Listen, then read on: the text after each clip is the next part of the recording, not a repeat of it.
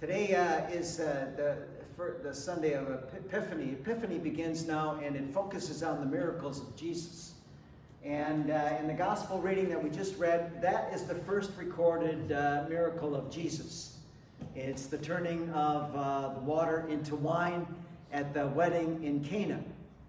And so the next couple of Sundays before we start Lent, it focuses on the miracles of Jesus.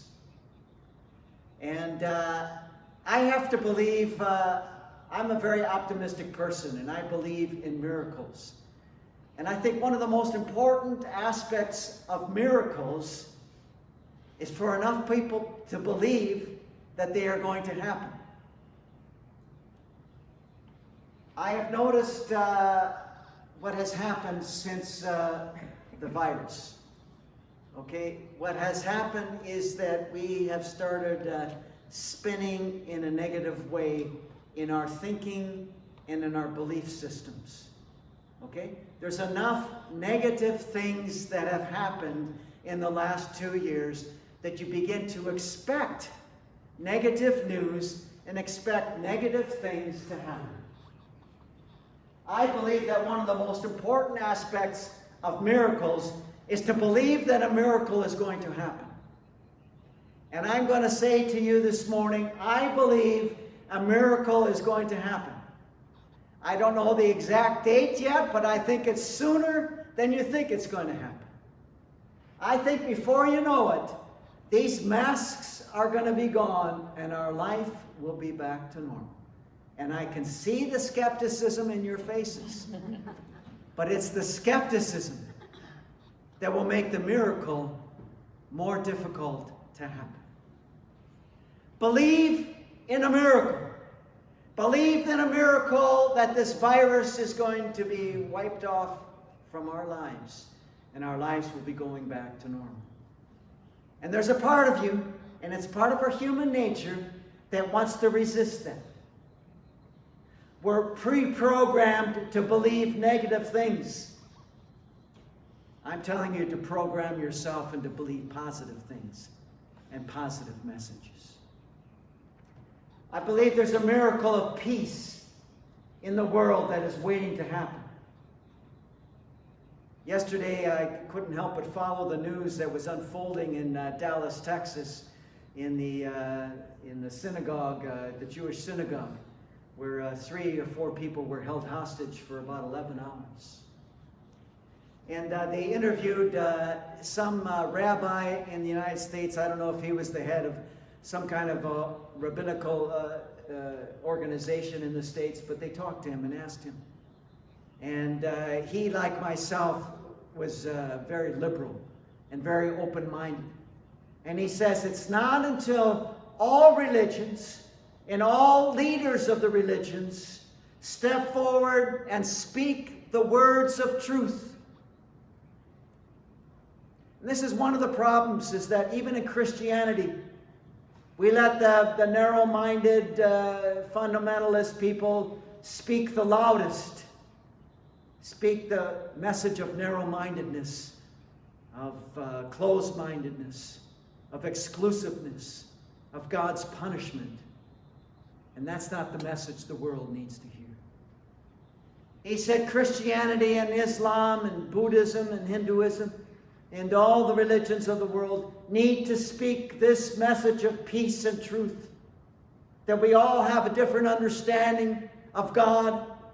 We have a different understanding of how God works in our lives.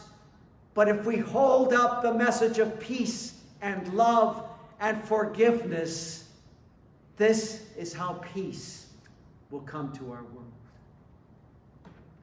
I believe in this miracle. More people need to believe that this miracle will happen. More people need to believe and to preach this message of peace, love, forgiveness, and acceptance. I believe in the miracle of families reuniting and getting together again. I don't think that the present situation in our world has necessarily brought families together. If anything, it has split families further apart. Families are in disagreement about vaccines and about living lifestyles. And it has caused more and more issues and problems. More estrangement in families. They say as many as 20% of families have estrangement within them. I believe in the miracle. A miracle that God is going to heal our families. I'm one also that believes that God is asking us to participate in the miracles that happen in the world today. And if you want a miracle to happen in your family and for peace to come together again, you have to participate in that miracle. And one of the most important things that I have come to understand in my years of ministry is that people don't understand what has happened within their own families. They don't understand why people are the way that they are. But this is a truth that I think if everybody faced this truth within their own families, people do not see themselves as they truly are. And in a family disagreement, they do not see themselves as the perpetrator. They see themselves as the righteous person. And somebody has hurt them. It's important for us. It's important for us to understand why people do what it is that they do.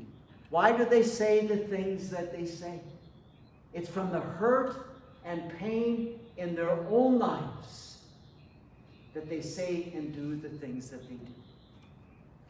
If you believe that somebody is deliberately trying to be difficult, if somebody is deliberately being hurtful, and that hurt that they are causing you is a deliberate hurt, it's going to be 10 times the pain that it was originally intended to be. If you just step back and try to believe, they don't. What did Jesus say? Father, forgive them, for they do not know what they are doing. Step back and believe. They do not know the pain that they are causing. It's easier to forgive somebody in that regard. I believe in miracles. It's time for a lot of miracles to happen in our world. Okay? The miracle will happen. I think it's going to happen a little quicker if you believe it's going to happen. Amen.